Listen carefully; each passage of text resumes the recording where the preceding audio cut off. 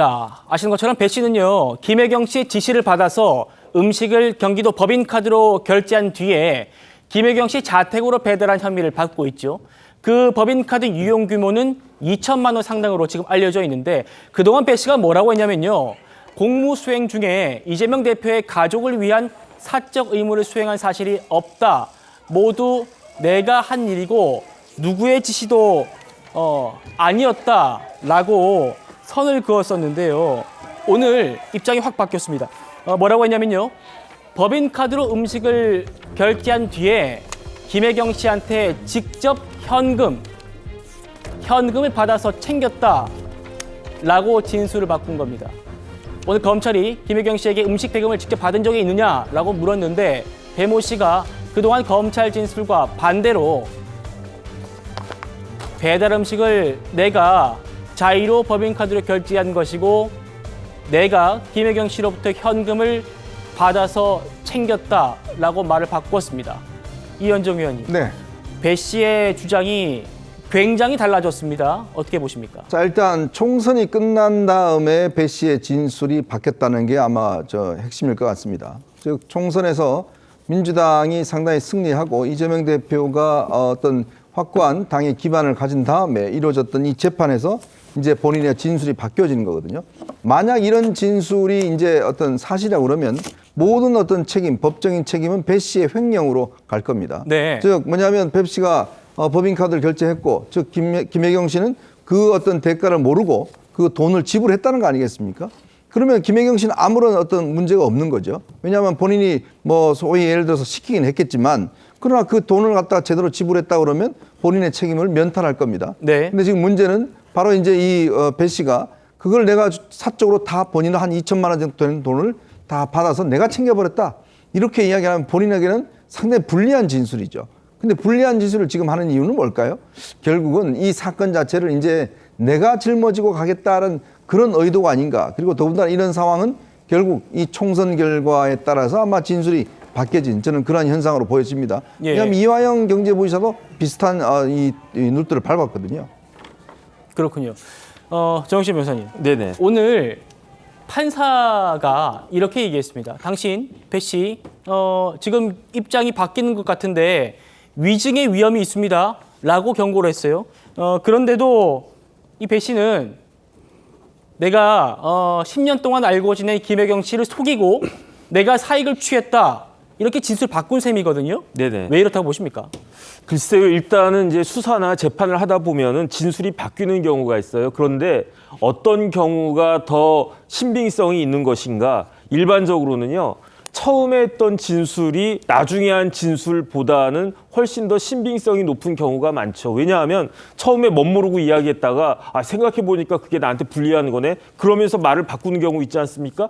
대표적인 것이 이화영 부지사 관련해가지고 처음에 진술을 거부하다가 부인하다가 나중에 인정하다가 다시 또 부인하지 않았습니까? 그런 경우에 어떤 진술이 신빙성이 있을 것인가? 그건 뭐 상식적인 거고. 그다음에 더 중요한 건 뭐냐면요.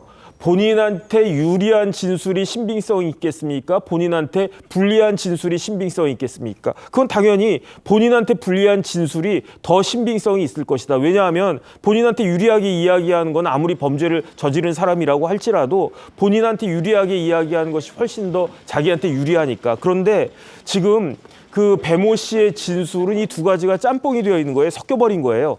첫 번째 진술과 다른 진술을 했는데 그 진술이 본인에게 불리한 진술 한 거 아니겠습니까? 예. 그렇다라고 하면 과연 어떤 진술이 더 신빙성이 있는 것인가? 여기에 대해서는 판사가 이제 그 판단할 것이다라고 저는 생각을 하는데 아무리 그렇다고 하더라도 여러 가지 정황상 첫 번째 진술이 더 신빙성이 있지 않을까 그런 생각이 들고요. 예. 그다음에 다른 걸 다 떠나가지고 지금 이재명 대표가 받고 있는 재판 중에 크게 세 가지가 있지 않습니까? 공직선거법 위반죄와 대장동 등 아주 큰 재판과 그다음 또 하나가 뭐가 있습니까? 위증교사죄 재판이 있잖아요. 이 배모 씨 관련해서도 비슷한 일이 벌어지는 것이 아닌가? 그런 것들을 의심하고 판사가 법정에서 위증에 대해서 경고한 것이 아닌가? 저는 그런 생각이 듭니다. 그렇군요.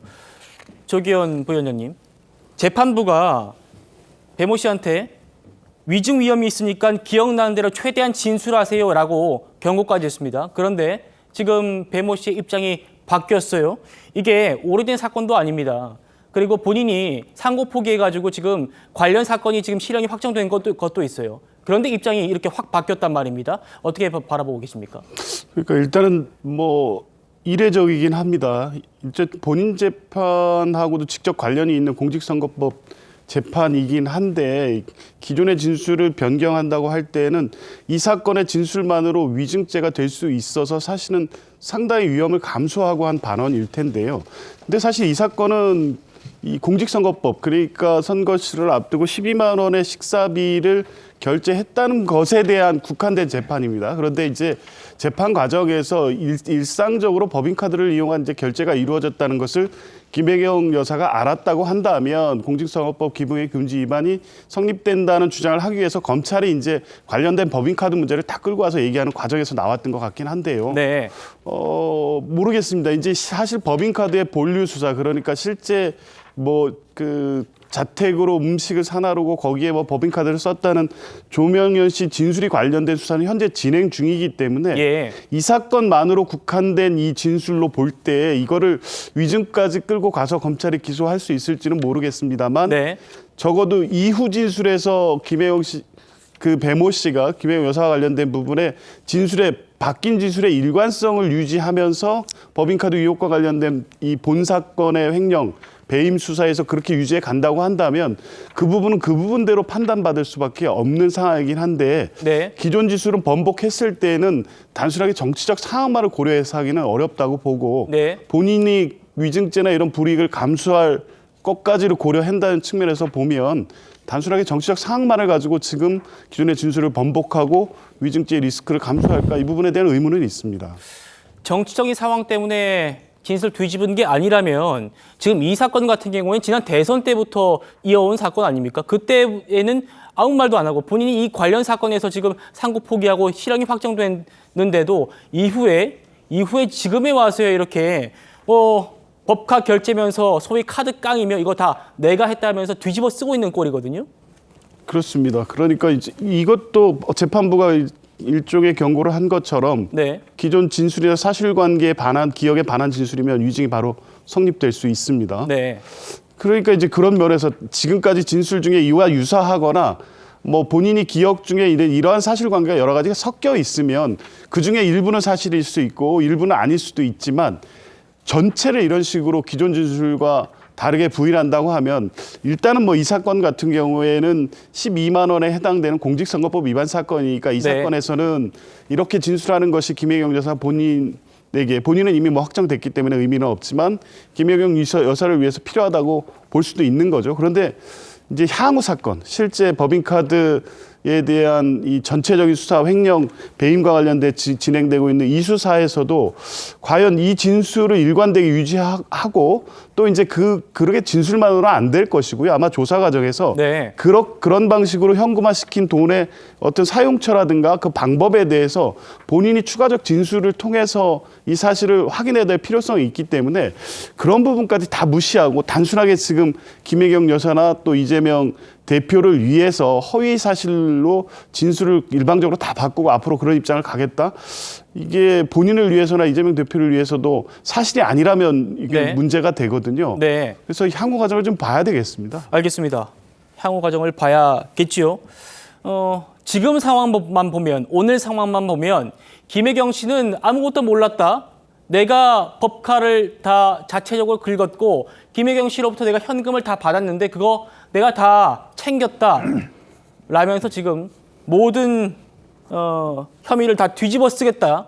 또 안겠다라는 얘기입니다. 그러면 이 배 씨와 함께 일했던 사람이 있죠. 공익신고자 조명현 씨는 오늘 이 배모 씨의 입장에 대해서 어떻게 생각할까요? 저희가 직접 들어봤습니다.